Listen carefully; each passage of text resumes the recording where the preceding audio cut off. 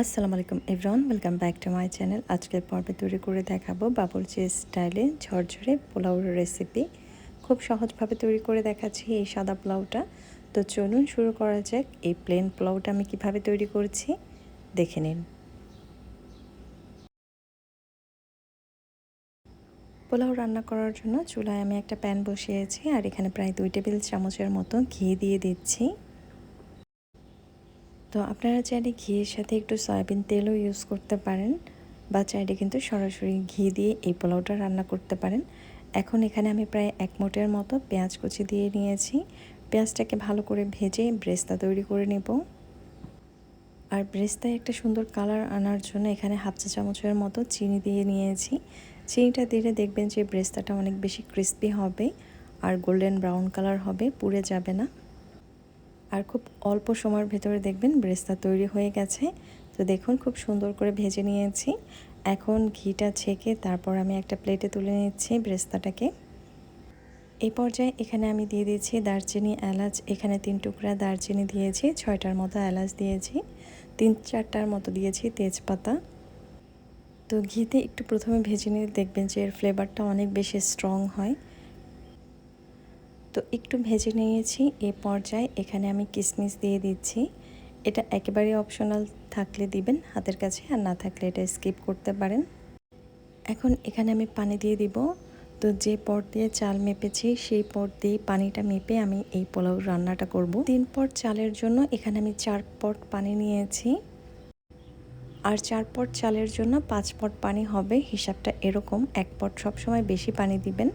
এখন এখানে হাফ চা চামচের থেকে একটু বেশি পরিমাণের লবণ দিয়ে নিয়েছি। এরপর দিয়ে দিচ্ছি 1 চা চামচের থেকে একটু বেশি পরিমাণের আদা দিলে কিন্তু খুব চমৎকার একটা ফ্লেভার আসে। এরপর পাউডার দুধ দিয়ে দিচ্ছি। এখানে পাউডার দুধটা আপনারা আপনাদের পছন্দ মতো দিয়ে নেবেন, চাইলে একটু বেশি পরিমাণের দিতে পারেন।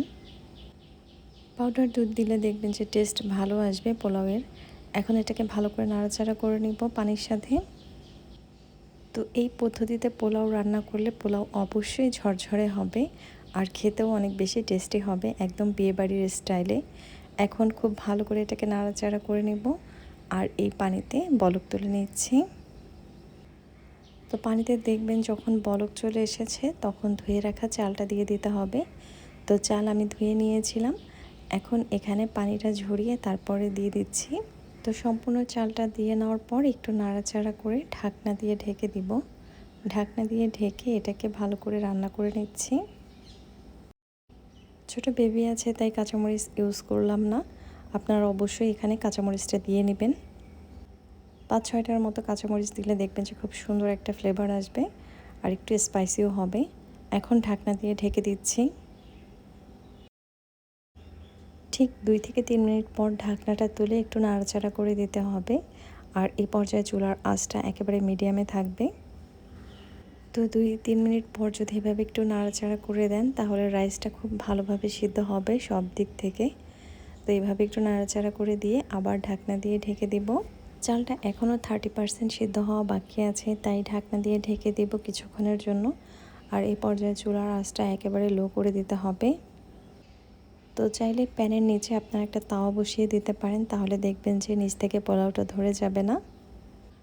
তো এভাবে দমে রেখে দেব আরও 2 থেকে 3 মিনিটের জন্য। তো দেখবেন খুব সুন্দর একটা ফ্লেভার আসবে, আর চালটাও খুব ভালোভাবে সিদ্ধ হয়ে যাবে। তো একটু নাড়াচাড়া করে এখানে আমি ঘি দিয়ে নিব। তো একটা কাঠের স্প্যাচুলার সাহায্যে এভাবে একটু আলতো করে উপরেরটা নিচে, নিচেরটা উপরে এভাবে দিয়ে কিন্তু নাড়াচাড়া করে নিতে হবে, যাতে রাইসটা খুব ভালোভাবে সিদ্ধ হয়ে যায় সব দিক থেকে। এইভাবে পোলাও রান্না করলে দেখবেন খুব সময় কম লাগবে, কোনো রকমের ঝামেলা হবে না রান্না করতে, আর পোলাওটাও অনেক বেশি ঝরঝরে হবে। এখন উপর থেকে প্রায় 2 টেবিল চামচের মতো ঘি দিয়ে দিচ্ছি। ঘিটা দিলে দেখবেন যে ফ্লেভারটা অনেক বেশি দারুণ আসবে। ঘি দিয়ে নেওয়ার পর ঢাকনা দিয়ে ঢেকে দিব কিছুক্ষণের জন্য। এই ধরনের 2 থেকে 3 মিনিটের জন্য আবার ঢাকনা দিয়ে ঢেকে দিয়েছিলাম। তো এই পর্যায়ে রাইসটা খুব ভালো করে সিদ্ধ হয়ে গেছে। এরপর উল্টে পাল্টে ভালো করে একটু নাড়াচাড়া করে নিচ্ছি। দেখলেন তো কত সহজে এভাবে বাড়িতে আপনারা ঝরঝরে পোলাওটা তৈরি করে নিতে পারেন। তো এই পদ্ধতিতে পানি মেপে যদি আপনারা পোলাওটা রান্না করেন দেখবেন যে পোলাও খুব সুন্দরভাবে ঝরঝরে হবে, অনেকটা পরিমাণ পোলাও আপনারা রান্না করে নিতে পারবেন এই পদ্ধতিতে। এখন উপর থেকে আমি পেঁয়াজ বেরেস্তাটা দিয়ে দিচ্ছি। পেঁয়াজ বেরেস্তা দিয়ে যদি ঢাকনা দিয়ে ঢেকে রাখেন কিছুক্ষণের জন্য, দেখবেন যে পোলাও থেকে খুব চমৎকার একটা ফ্লেভার আসবে।